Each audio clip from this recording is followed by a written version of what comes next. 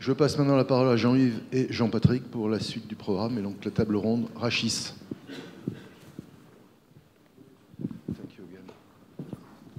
On va commencer tout de suite cette session Rachis avec Jean-Yves qui va nous faire une présentation sur la balance sagittale chez les sujets âgés.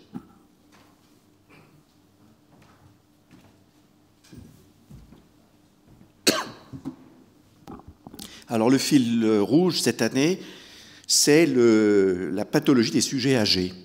Et c'est très intéressant pour les gens qui font du rachis, mais qui s'intéressent aussi à la chirurgie du membre inférieur, parce que tous nos critères d'ajustement sont basés sur des sujets anatomiquement sains, avec des critères qui ne correspondent très vraisemblablement pas aux critères que nous rencontrons chez nos sujets âgés. Voilà ici un panel de malades que nous avons à traiter, et on voit très bien qu'il y a une diversité des équilibres sagittaux qui est considérable. Le problème, c'est donc de savoir ce que nous connaissons sur l'équilibre sagittal, et là, notre connaissance est tronquée, parce que toutes les études ont été faites majoritairement pour avoir des valeurs dites normales sur des sujets beaucoup plus jeunes et asymptomatiques. Et qu'est-ce qui se passe quand il y a un vieillissement du tronc au niveau de la position debout? Et là, il y a un autre problème, c'est que tous nos critères qui aboutissent quelquefois à une chirurgie de correction du rachis très agressive sont basés sur la position debout, alors que le passage de la position debout à la position assise n'est pas très bien connu. Alors, qu'est-ce qu'on connaît sur l'équilibre sagittal debout?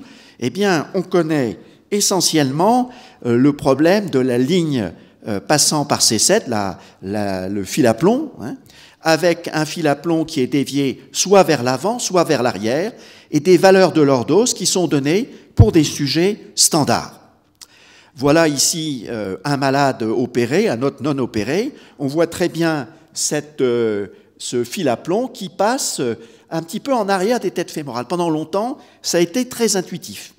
Et puis, avec le développement de l'imagerie full body, on s'est rendu compte que certains malades avaient des déséquilibres comme ce malade, avec une réaction au niveau des membres inférieurs, que la chirurgie pouvait corriger simplement en modifiant l'équilibre sagittal au niveau du rachis.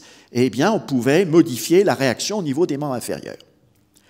Donc, la connaissance a été assez fragmentaire jusqu'à ce que plusieurs équipes s'intéressent vraiment à la réaction des membres inférieurs aux déséquilibres sagittaux.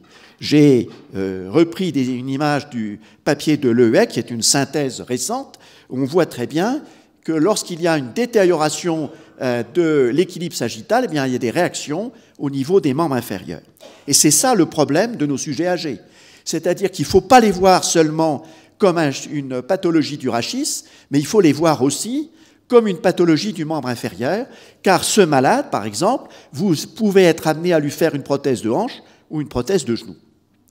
Alors, comment est-ce qu'on analyse ces situations? Eh bien, malheureusement, les gens du membre inférieur ont une vision segmentaire, c'est-à-dire qu'ils ne regardent que la hanche ou que le genou, à juste titre, bien entendu, quand il y a une pathologie qu'il faut traiter par une prothèse, mais sans tenir compte de l'équilibre sagittal. Alors, comment on évalue ces conséquences au niveau des membres inférieurs? Par le flessum, bien entendu, par l'angulation entre le bassin globalement et l'axe du fémur. C'est un angle qui est maintenant bien utilisé par les chirurgiens du rachis, ou bien par le tilt, la bascule du fémur de profil. Et puis surtout, il y a, avec l'imagerie actuelle, on a d'autres solutions qui vont apparaître, c'est-à-dire de véritables clichés dynamiques qui permettent de comprendre la capacité de redressement du malade. Ce que nous avons à traiter chez nos malades, c'est justement cette perte de capacité de redressement qui peut se faire dans le rachis, mais aussi des membres inférieurs. Donc finalement, quand nous avons un sujet vieillissant debout, il y a 3 types de mécanismes qu'il faut regarder et analyser ces patients de façon rigoureuse. Première chose, eh bien, ces malades, ils compensent leur déséquilibre par la rétroversion du pelvis, c'est-à-dire l'extension des hanches. Et ces malades qui ont un pelvis où le sacrum est ici trop vertical, ils ne sont pas en flessum de hanche. Ils sont paradoxalement en hyperextension de hanche. C'est une chose que les gens de la hanche ont souvent du mal à comprendre.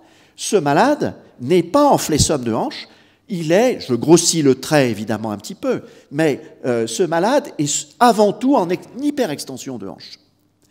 L'autre mécanisme de compensation, eh bien, c'est la flexion du genou, voilà. Et puis évidemment, des choses que nous connaissons mal, c'est la réaction au niveau de la cheville du pied. Moi, je ne fais pas de chirurgie de ce côté-là, mais c'est très intéressant de voir le chaussage de ces malades. Alors, qu'est-ce qu'on connaît sur la position debout? Eh bien, tous les gens du rachis regardent ce qu'on appelle le SVA, c'est-à-dire le fil à plomb, et l'on détermine, eh bien, si le malade a une bascule antérieure du bassin, ce qu'on appelle, en termes assez impropres en France, l'antéversion du bassin, ou si au contraire, quand on regarde la posture générale du rachis, eh bien, si le bassin est en hyperextension. Donc c'est le premier réflexe qu'il faut avoir, et très souvent, mais pas toujours, nos sujets âgés sont en extension du bassin. Le problème, c'est que tous nos malades n'ont pas la même largeur du bassin.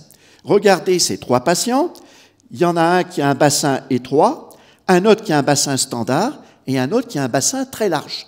C'est ce qu'on appelle l'angle d'incidence, qui normalement doit être, en gros, autour de 45-55 degrés. Et puis petit à petit, le message est passé, et les chirurgiens de la hanche commencent quand même à regarder la pente sacrée pour déterminer si le malade a une pente sacrée trop élevée ou trop faible, donc s'ils ont une bascule anormale du bassin. Application pratique.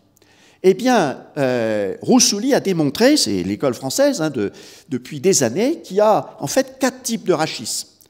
Mais sur ces malades, eh bien, il nous manque les hanches. On ne voit évidemment que le rachis.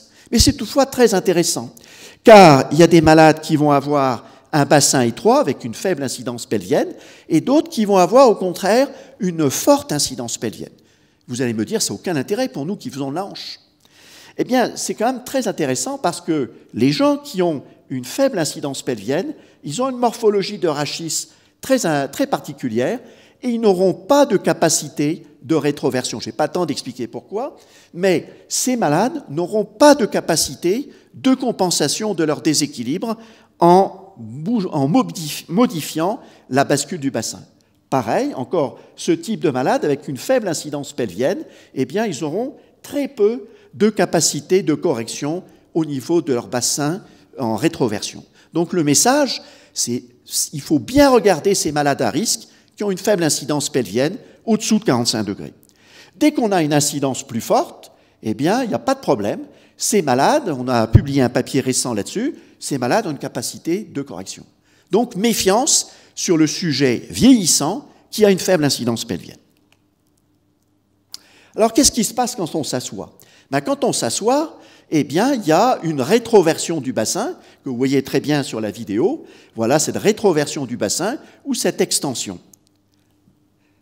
Alors, voilà ce qui se passe globalement sur un malade qui a une prothèse. Voilà. Il est debout, bien lordosé, tout paraît impeccable, et on le voit ici s'asseoir avec cette rétroversion. On a eu l'occasion d'expliquer au GECO les modifications de l'orientation du cotyle en fonction de la bascule du bassin, mais ça n'est pas notre propos. Alors le problème, c'est qu'il y a des gens pour s'asseoir, nos sujets âgés, il y en a qui s'assoient en utilisant leur colonne et leur hanche. Voilà ici un malade qui a une pente sacrée qui est à 45 degrés, avec un pelvic tilt, cette petite valeur que je vais avoir à chiffrer tout à l'heure sur la suite de mon topo. Vous voyez, c'est entre la verticale qui passe par le centre des têtes fémorales et ici le centre du bassin, voilà, ce pelvic tilt, et ce malade a une grosse incidence. Il s'assoit, eh bien, il n'y a pas de problème. Vous voyez que la pente sacrée diminue, il utilise à la fois sa hanche et son rachis. Mais nos malades âgés, ils ne sont pas tous comme ça. Regardez ce malade, par exemple, eh bien, pour une raison ou pour une autre, il utilise beaucoup son rachis. Vous voyez que la pente sacrée change beaucoup, le pelvic tilt change beaucoup également, mais vous voyez qu'il n'arrive pas à fléchir sa hanche, pour une raison sans doute liée à sa hanche, opérée ou à l'autre hanche. Donc, chez nos sujets âgés, il faut regarder l'angle d'incidence et il faut regarder, sur un cliché de profil, si ce sont des utilisateurs du rachis ou de la hanche, ce qui peut avoir beaucoup d'implications sur les instabilités de prothèse, par exemple, sujet commun aux gens du rachis et de la hanche. Sur quoi je voudrais insister maintenant à la fin de ma présentation, c'est la vision globale de ces malades. Parce que ces malades, ils n'ont pas qu'une dégénérescence du bassin ou du genou, ils ont aussi d'autres dégénérescences au niveau de la partie haute du rachis. Et on commence maintenant à s'intéresser, c'est un de nos sujets de recherche très importants, à ce qu'on appelle le global tilt, c'est-à-dire la verticale qui passe par le centre du sacrum, on va être simple, et ici, la ligne qui joint la 9e vertèbre thoracique. Peu importe, pour les gens du rachis, cette 9e vertèbre est importante. Et voilà, on a donc 3 paramètres. Ce global tilt, T9, le pelvic tilt, la petite valeur en noir, et la pente sacrée. Je vais simplifier en supprimant la pente sacrée, et on va regarder sur les malades suivants uniquement le global tilt, c'est-à-dire comment réagit la partie haute du rachis et comment réagit le bassin. Parce que le bassin, c'est une grosse vertèbre. Donc le bassin est inclus dans le rachis. Alors, première chose très intéressante, c'est que la ligne gravitaire, le fil à plomb que l'on décrit chez les sujets jeunes de façon typique, avec, on l'a vu tout à l'heure, un fil à plomb qui passe derrière les têtes fémorales, chez les gens âgés, ça ne marche pas. Il y a 3 types d'orientation de ces bassins. Des malades qui vont avoir un grade 1, la ligne gravitaire passe en arrière, d'autres où ça passe tout juste dans les hanches, et d'autres au contraire où c'est déséquilibré vers l'avant. Alors on va regarder un certain nombre de malades, et par exemple, voilà ce malade, opéré, préopératoire, post-opératoire avec une prothèse de hanche. Vous voyez qu'on a amélioré son équilibre sagittal global, sa ligne gravitaire passe mieux au niveau des hanches, et au niveau de la position assise, très intéressant, sa ligne gravitaire passe par en arrière. Alors voilà, un autre exemple, on commence à avoir des malades qui sont en grade 3, vous voyez, qui sont déséquilibrés vers l'avant, debout et assis, et voilà un malade qui paraît plutôt favorable, où la ligne gravitaire passe en arrière. Ça peut peut-être avoir un intérêt pour les instabilités de prothèse de hanche, par exemple. Alors on va feuilleter quelques dossiers très rapidement, on va s'habituer à ça. Voilà un malade debout, assis, et vous voyez que la ligne gravitaire change complètement entre la position debout et assise. Voilà encore un autre malade qui a une prothèse de genou. Vous voyez qu'il est grade 3, la ligne gravitaire passe en avant quand il est debout et passe en arrière quand il est assis. Donc ce paramètre, il est très intéressant. Voilà ici un morphing d'un EOS, et vous voyez que chez ce malade, on a changé avec la prothèse la façon dont il s'assoit. Et cette façon dont il s'assoit entraîne une déviation de sa ligne gravitaire en avant, ce qui peut avoir un effet de levier, un effet de décapsuleur, pouvant expliquer une luxation de prothèse de hanche. Et donc, dans les luxations que nous n'arrivons pas à comprendre, eh bien, la prise en compte de cette ligne gravitaire est peut-être un élément très intéressant. Regardez ce malade, au contraire, c'est un élément favorable. On n'a plus du tout la même balance au niveau de la hanche. La hanche devient le pivot de réaction et, au contraire, dans cette ligne gravitaire postérieure, on est plutôt dans un cas favorable. Alors, on s'habitue maintenant à regarder quelques malades pour déterminer si ce sont des malades qui utilisent plutôt leur hanche pour s'asseoir ou plutôt leur rachis. On va donc regarder 3 paramètres. Notre fil à plomb, le pelvic tilt, comment se comporte le bassin et comment se comporte la partie haute du rachis. 3 paramètres à regarder.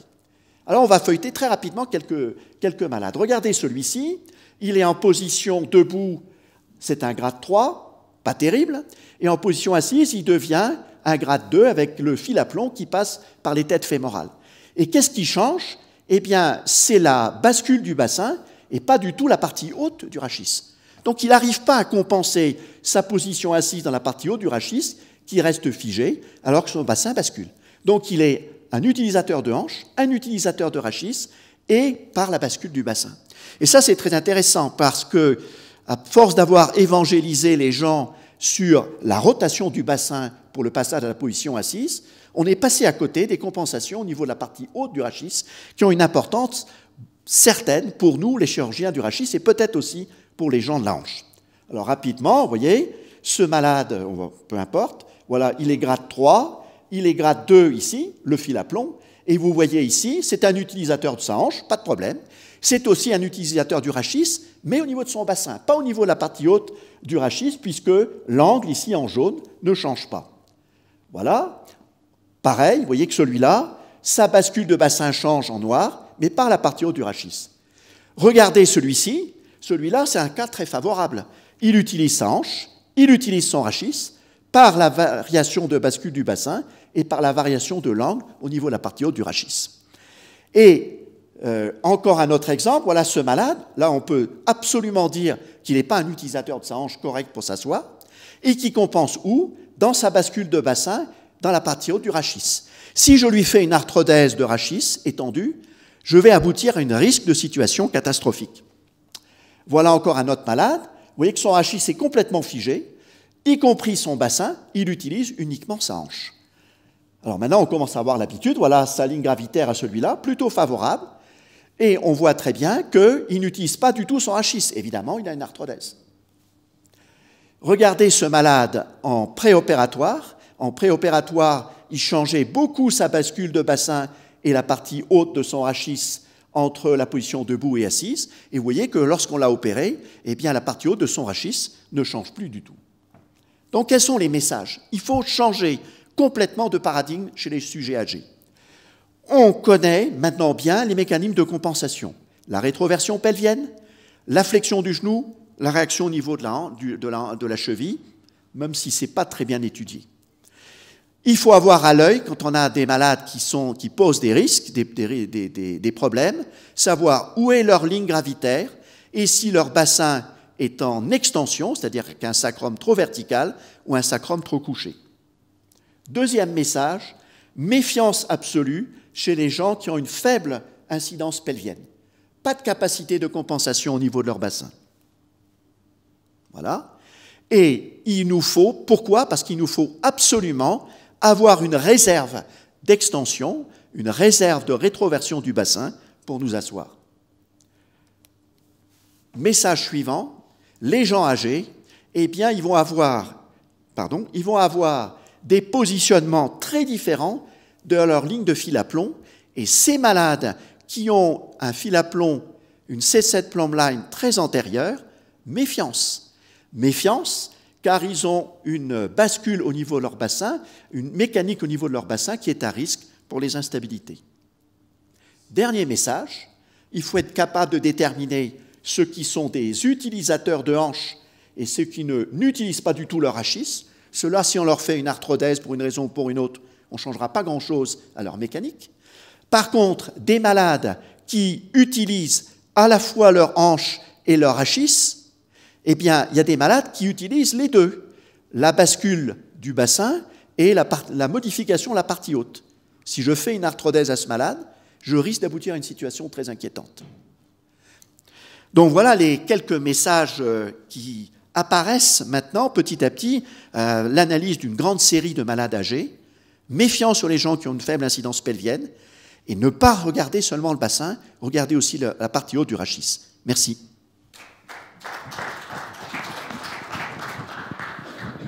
Merci Jean-Yves pour ton excellent topo qui fait vraiment la synthèse entre les utilisateurs, les chirurgiens du rachis et les chirurgiens de la hanche. Était un des seuls à parler du problème. Nous a maintenant sensibilisés sur le fait, pour nous chirurgiens du rachis, quand on faisait une arthrodèse, de regarder aussi le bassin, et je crois que de faire un EOS assis debout, ça devient obligatoire.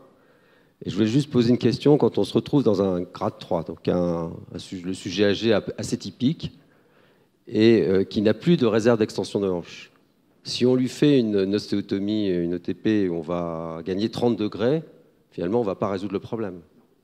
Et dans ces cas-là, qu'est-ce qu'on peut proposer qu'il faut... Ça, c'est vraiment le gros problème, puisque on est un peu victime, c'est un terme péjoratif, des ayatollahs de l'équilibre sagittal debout. C'est-à-dire qu'on a mieux compris l'équilibre sagittal debout, donc on a voulu mettre tous les malades dans le même moule, avec une hyperlordose. Mais on se rend compte que les gens qui ont une faible incidence, ils n'ont pas de capacité d'extension. Et donc, ça aboutit à des situations catastrophiques. Et donc, vouloir hyperlordoser les malades, trop bien les corriger chez les sujets âgés, ça ne marche pas. Donc, et on a observé ceci, puisqu'on avait publié dans le JOA il y a quelques années une série de malades avec des prothèses de hanche et des arthrodèses. On n'avait pas de luxation. Et puis les Américains ont commencé à publier avec des taux de 14% de luxation. Mais quand on regarde leur série, ils ne donnent absolument pas la valeur de l'incidence pelvienne. Ils ne donnent pas l'équilibre global du malade. Ils donnent de façon globale le déséquilibre. la longueur de leur arthrodèse, pardon. En revoyant nos dossiers, au contraire, on s'est rendu compte que nous, on avait des matériels anciens, du type Wakami, etc., on les lordosait beaucoup moins. Donc on n'avait pas ces problèmes. Donc il y a une nouvelle pathologie d'instabilité de hanche et de redéséquilibre secondaire parce qu'on a des matériels trop puissants au niveau du rachis. Et surtout parce qu'on n'étudie pas la position assise des malades. Des questions pour les chirurgiens de la hanche? Qu'est-ce qu'on fait quand il y a une arthrodèse rachidienne préexistante? Merci. Mais que fait-on quand on a un malade qui a une arthrodèse rachidienne déjà présente et qui a une coxarthrose? Que faire pour la hanche? Alors, le problème, c'est de savoir jusqu'à quel point on peut encore utiliser un cotyle conventionnel ou ici, il faut passer la doux mobilité. Mais la doux mobilité ne résout pas tout. Puisque vous avez par exemple le cas d'un malade qui a une grande arthrodèse, qui a une faible incidence, vous avez l'impression que le malade est en flexion, mais il est déjà en hyperextension. Et ça, c'est un gros problème. Et il faut absolument, pour les gens de la hanche, qu'on arrive à faire passer ce message des faux flessums, qui est une notion ancienne que nous, à l'école française, moi j'ai appris ça quand j'étais interne. Je ne savais pas très bien pourquoi, je ne comprenais pas très bien, parce qu'on n'avait pas l'imagerie. Mais ça, c'est un vrai challenge.